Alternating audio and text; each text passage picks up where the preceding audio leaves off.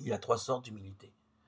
La première est nécessaire au salut éternel. Elle consiste à nous abaisser, nous humilier autant que cela nous est possible pour que nous obéissons en tout à la loi de Dieu notre Seigneur. De la sorte même, si on faisait de moi le maître de toutes les choses créées en ce monde, ou s'il y allait de ma propre vie temporelle, je n'envisagerais pas de transgresser un commandement, soit divin, soit humain. La deuxième sorte d'humilité est une humilité plus parfaite que la première. Elle consiste en ceci.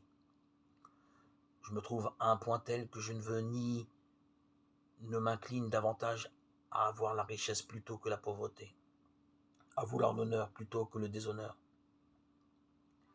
à désirer une vie longue plutôt qu'une vie courte, étant égal le service de Dieu, notre Seigneur, et le salut de mon âme. La troisième sorte d'humilité est l'humilité la plus parfaite. C'est quand, tout en incluant la première et la deuxième, la louange et la gloire de sa divine majesté étant égales, pour imiter le Christ, notre Seigneur, et lui ressembler plus effectivement.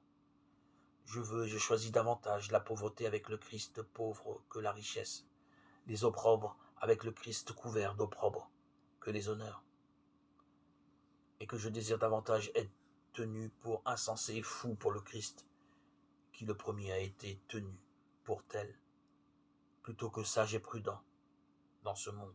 Matthieu 11, 25.